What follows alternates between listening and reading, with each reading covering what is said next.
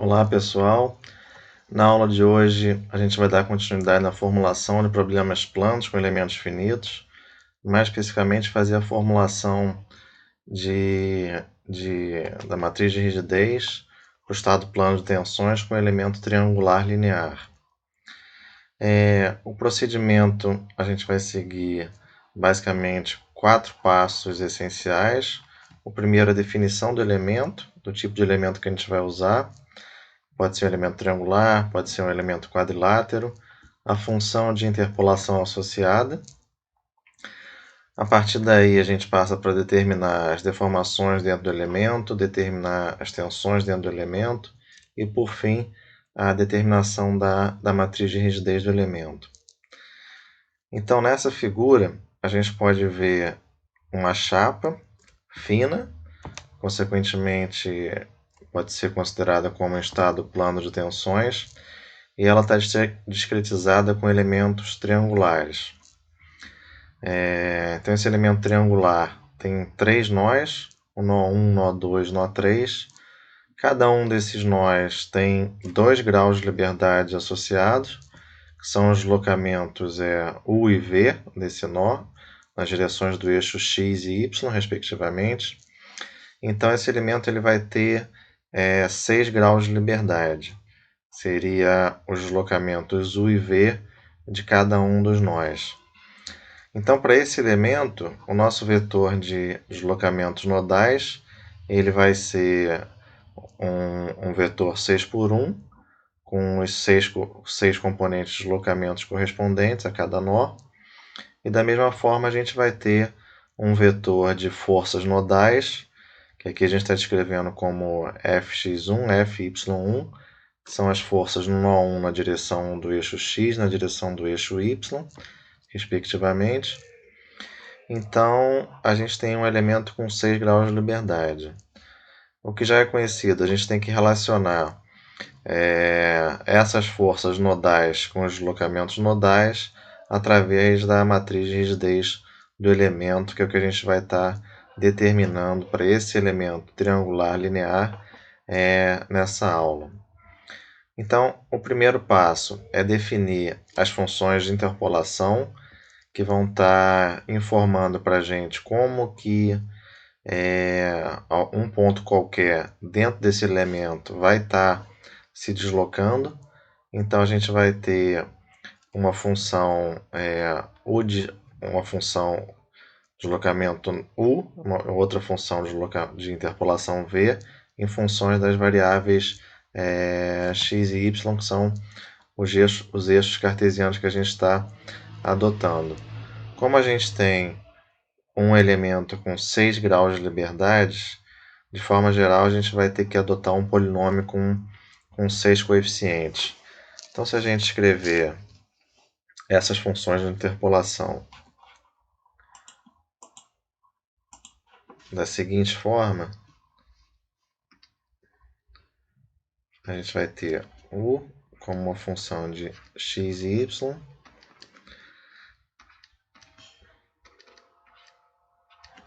C1, C2 e C3 são os coeficientes, e a mesma coisa para a nossa função V, onde aqui a gente vai ter o coeficiente C4, C5 e C6.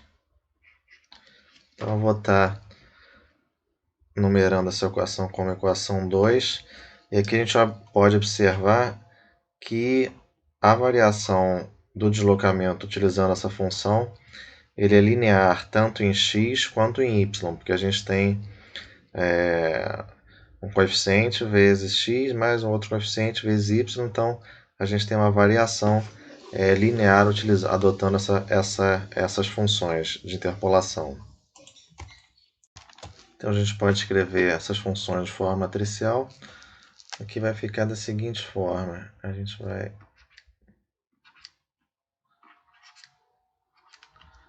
chamar de D,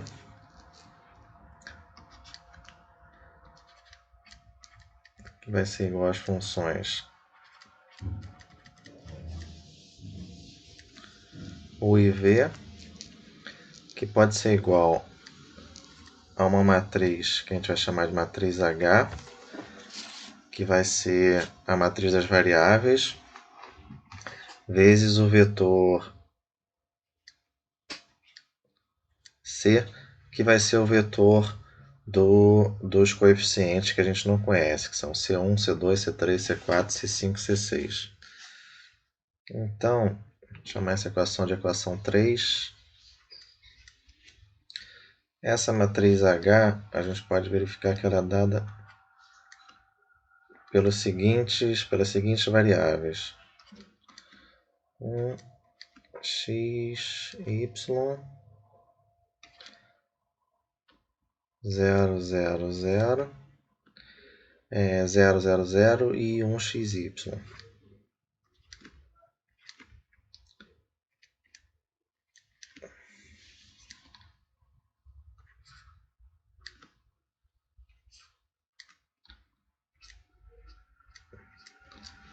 O vetor C, ele vai ser o vetor dos coeficientes incógnitos, que vai ser dado pela transposta de C1, C2, C1, C2, C3, C4, C5 e C6. Então, se a gente fizer a multiplicação de 4 por 5, a gente vai chegar nas duas funções descritas na equação 2. Então, agora o próximo passo é aplicar as condições de contorno à equação 2. As condições de contorno aqui, na verdade, são os próprios deslocamentos nodais. O 1, V1, o 2, V2, o 3, V3, né, utilizando as coordenadas correspondentes a cada nó. Então, por exemplo, o que a gente vai ter? O deslocamento na coordenada x1, y1, que são as coordenadas do nó 1, vai ser dado por O1, que é o deslocamento nodal, que a gente conhece, que a gente assume como conhecido por enquanto. E substituindo isso na equação 2, o que a gente vai ter? Vai ser igual a C1 mais C2x1. Então, vai ser C1 mais C2x1 mais C3y1. Se a gente fizer a mesma coisa utilizando a função de deslocamento na direção do eixo y, nas coordenadas do nó 1, que é dado pelas coordenadas x1, y1, a gente vai ter que isso aqui vai ser igual ao deslocamento nodal V1. E aqui a gente vai ter, se a gente observar a equação 2 de novo, a gente vai ter C4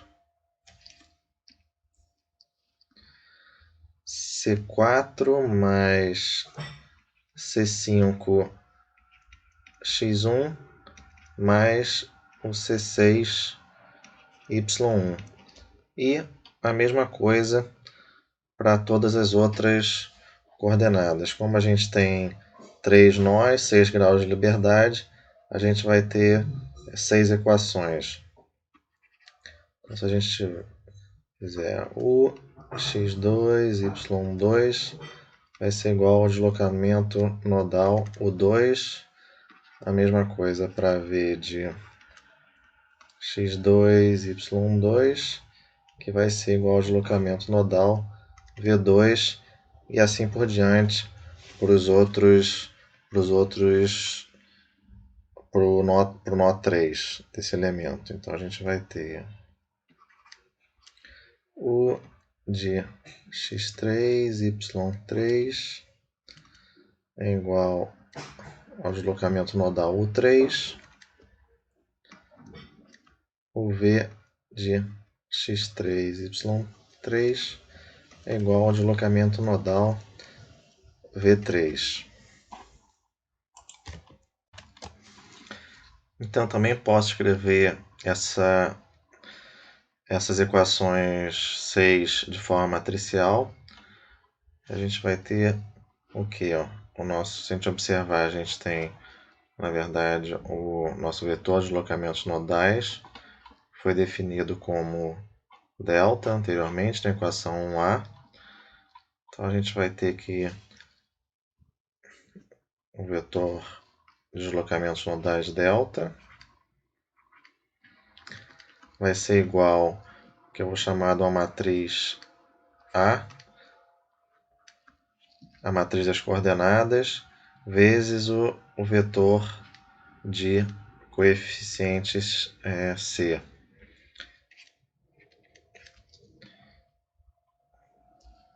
Então, se eu quiser explicitar C, eu posso fazer a seguinte manipulação. Eu vou ter que meu vetor C vai ser igual à inversa dessa matriz que a gente chamou de matriz A, vezes o vetor de deslocamento delta. Então, C é a inversa da matriz A, vezes nosso vetor de deslocamentos nodais delta. Essa matriz A, ela vai ser dada pelo quê? A gente pode observar que a gente vai ter, por exemplo, para 1 x1, y1, 0, 0, 0. Na segunda linha, a gente teria 0, 0, 0, 1, x1, y1. Então, essa nossa matriz A,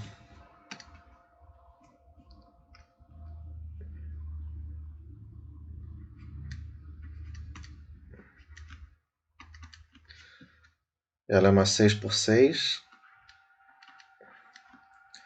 e vai ser dada por 1, a função das coordenadas nodais, 1, x1, y1, 0, 0, 0,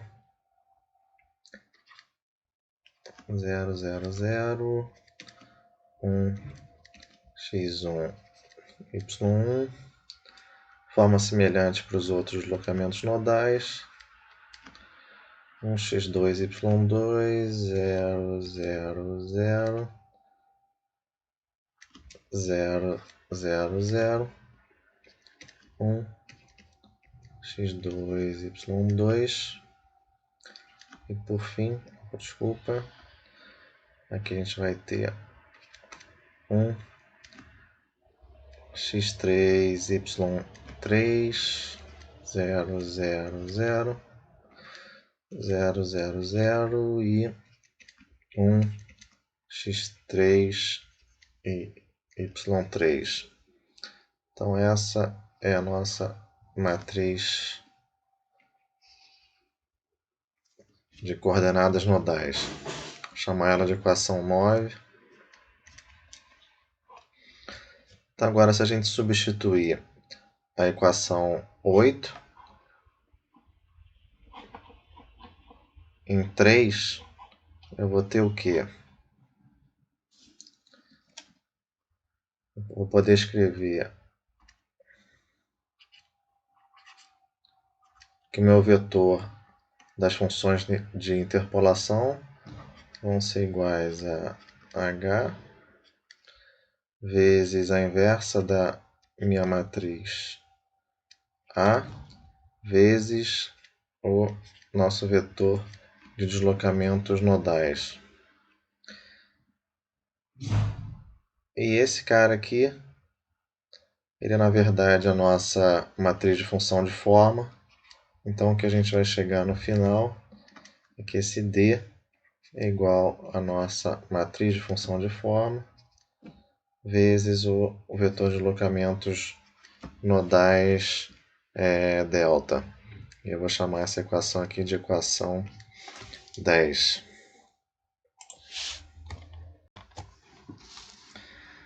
Então, considerando as dimensões da nossa matriz das variáveis h e nossa matriz A, a gente pode verificar que a nossa matriz da função de forma n vai ser dada por uma dimensão 2 por 6,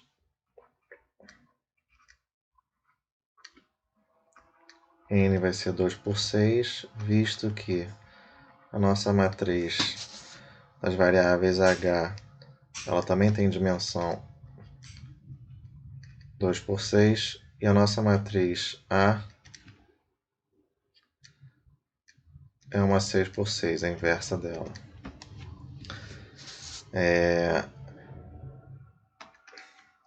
E se a gente observar os componentes, a gente vai ver que a gente pode escrever essa matriz da função de forma com os seguintes componentes: n1, 0, n2, 0, n3, 0,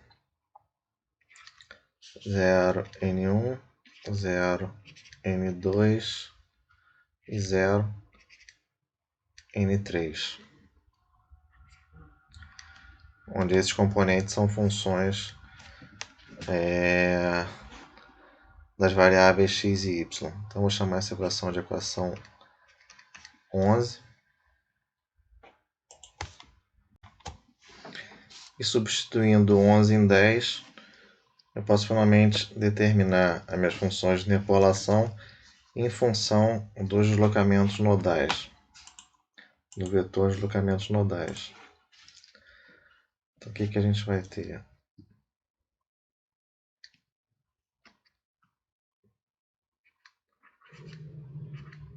D, que é igual a U xy, V de xy, é igual a nossa matriz N vezes o vetor de deslocamentos nodais. Então, a gente vai ter a função U vai ser dada por N1, U1, N2, U2, mais N3, U3. E V vai ser igual a N1 vezes o deslocamento nodal V1, N2 vezes o deslocamento nodal V2, mais N3 vezes o deslocamento nodal V3. A gente vai chamar essa equação de equação 12. As funções de forma n1, n2 e n3 apresentadas na equação 11 podem então ser calculadas por computador. Aqui nesse caso eu estou apresentando um resultado do Matemática, do software Matemática, onde eu faço a definição da matriz H, da matriz A, faço a multiplicação de H pela inversa de A, e aí pego os coeficientes 1, 1, que é o equivalente a N1, 1, 3 e 1, 5, que são as nossas funções N1, N2 e N3, e o resultado é dado por essas três equações aqui no final. Além disso, a gente pode escrever essas equações de forma compacta, em função de 6 coeficientes, que são dados nessas equações da direita, e esse coeficiente A é determinado por esse determinante. O próximo passo do nosso procedimento é o cálculo das deformações. Lembrando que as deformações de estado plano são dadas pelas equações 16, que a gente viu na breve revisão da teoria da elasticidade. Então, se a gente utilizar as equações 12 e 16, a gente vai obter o seguinte.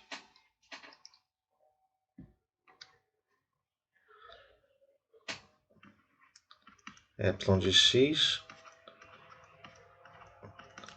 derivada de U em relação a x, derivada parcial,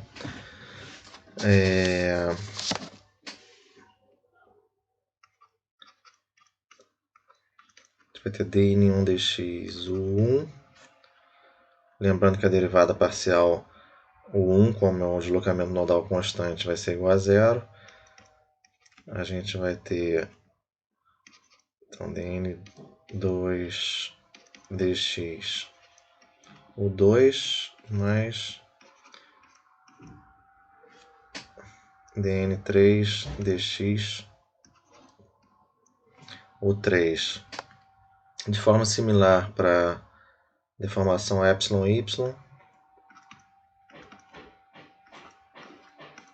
que é igual a dv dy, a gente vai ter dn1 dy v1, dn2 dy v2 mais dn3 dy v3. Por fim, a deformação de cisalhamento, gama xy,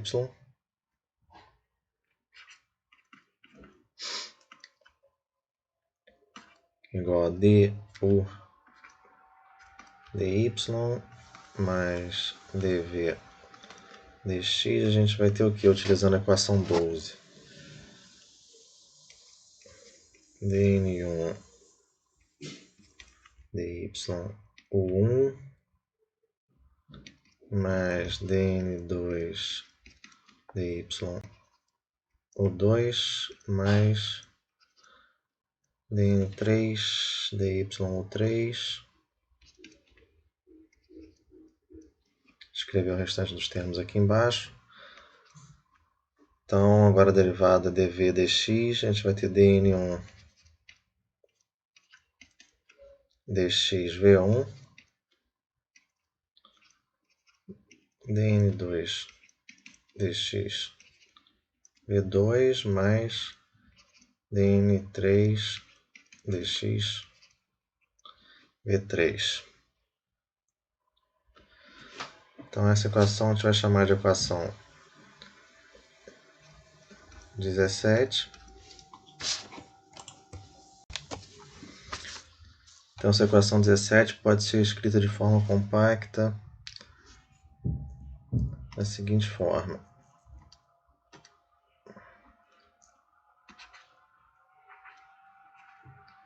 Epsilon, que é o vetor de deformações, vai ser igual ao produto da matriz B, que a gente vai chamar de matriz de deslocamento-deformação, vezes o vetor de deslocamentos nodais.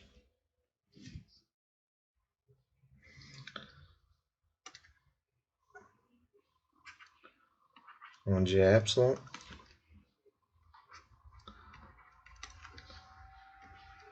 é dado por epsilon x, epsilon y e a deformação de cisalhamento gama xy.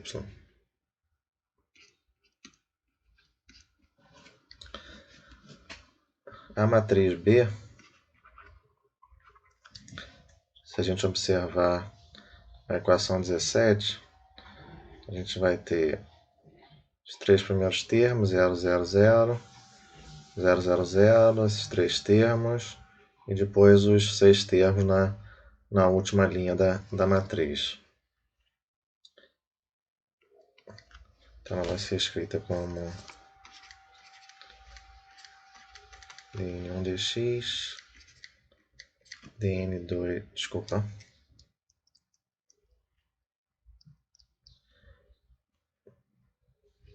zero, dn2 dx, 0, dn3 dx e 0.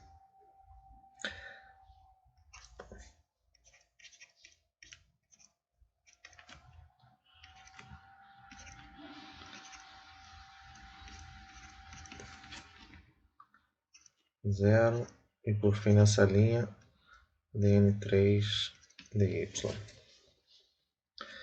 A última linha da matriz a gente vai ter dn1 dy, dn1 dx, dn2 dy, dn2 dx, dn3 dy e dn3, último termo, dx. Então essa é a nossa matriz de deslocamento de deformação.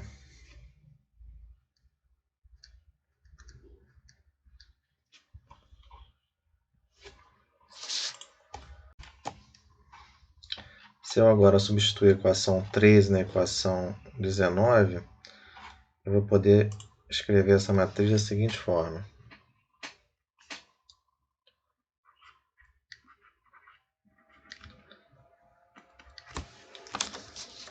Ela vai ser função daqueles coeficientes m.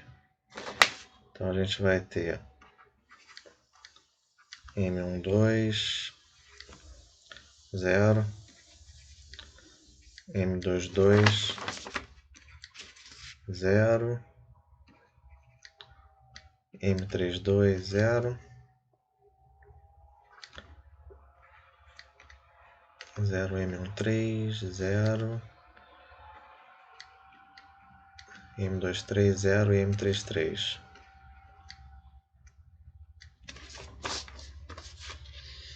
m13, m12, m23, m22, m33, m32.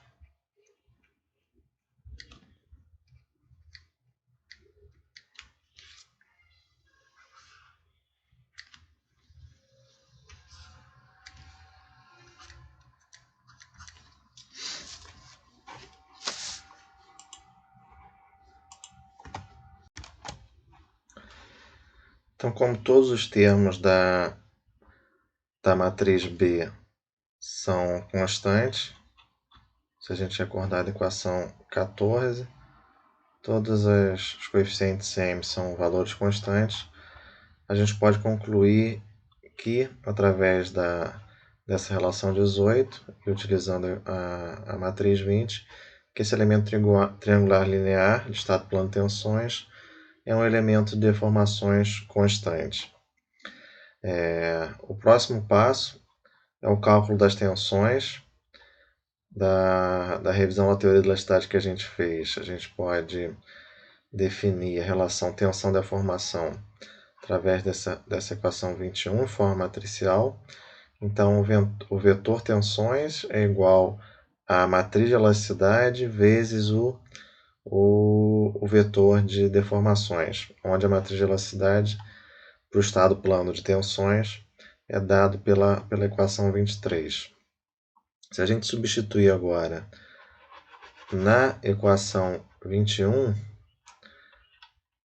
a definição que a gente fez para o vetor de deformações na equação 18, a gente vai obter o seguinte.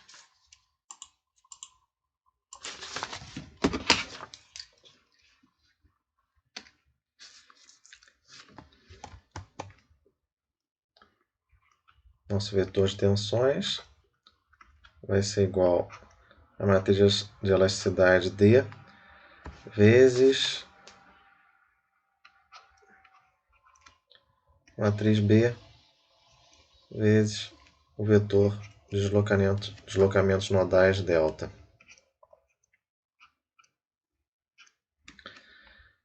Como tanto D quanto B são matrizes constantes, a gente também pode concluir que para esse elemento finito triangular linear, a gente vai ter um estado de tensões constantes dentro do elemento. O último passo do procedimento é a determinação da matriz de rigidez.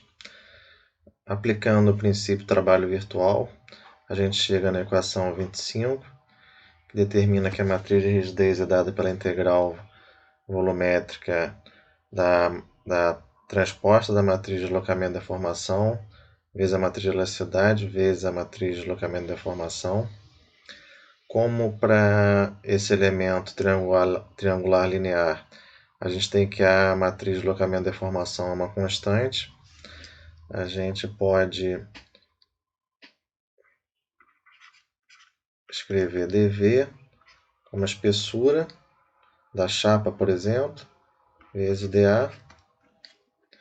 Então, a equação 25, para o caso desse elemento, a gente vai ter que essa integral de t dA vai ficar igual a t vezes a área. Então, a gente vai ter transposta da matriz B vezes a matriz da elasticidade vezes a matriz B vezes a espessura vezes a área. Então, dessa forma, a gente determina a matriz de rigidez do nosso elemento triangular linear, que tem como resposta dentro do elemento deformação constante e tensões constantes, como a gente pode observar nas equações 18 e 24.